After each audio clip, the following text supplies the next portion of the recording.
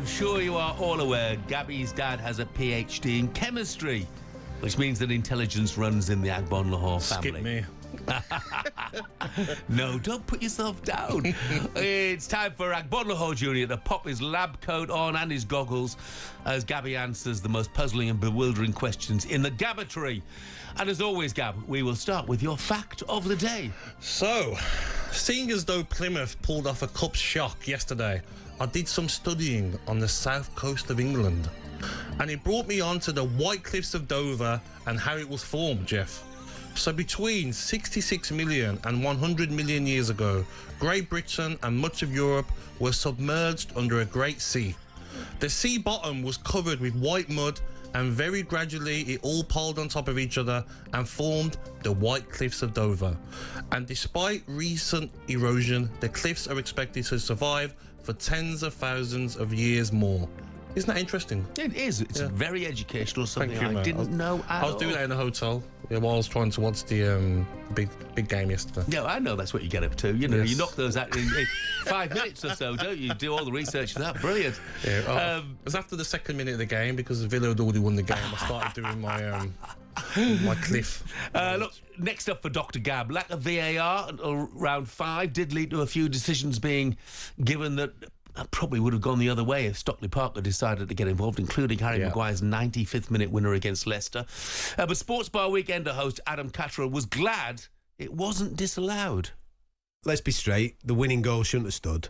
I'm going to say something quite controversial here now. Because the obvious argument right now is that's why we have VAR, right? That's the obvious argument. And listen, you're right. That's why we do have VAR. Yeah. Because if we did have VAR, they'd have gone to VAR, that goal would have been ruled out, and we'd still be playing and watching 30 more minutes of that, whatever it was. But my argument is against it. My argument is against VAR because of that particular moment. I would rather have that moment and get angry about that moment than VAR dilute my enjoyment of a goal in a game. Which is easy to say if you're not a Leicester City fan. Of course. I can see where Cat is coming from, because how refreshing is it, though, Jeff, to see that you score a goal, you look at the assistant referee, no flag, celebrate, not celebrate, the whole team come out, the manager might run down the line, go to VAR, it's offside, or someone kicks someone 10 minutes ago. Do you know what I mean? It's refreshing to see goals go in and players can just celebrate. Completely agree. That's the good part, isn't it? Completely agree, but then you need the officials to step up. Yes. And you're not going to get everything right. Of course you're not going to get everything right, but get the blindingly obvious ones right. Even and the Newcastle goal against Birmingham City, how can you tell from there? Yeah. When you look at the angle, there's a defender in the way. But that's one thing that should happen is there should be goal line technology in every Totally game, agree. shouldn't there? That's one thing for sure. Next up, Gabby, Arsenal have enjoyed their week off by having a warm weather trip to Dubai.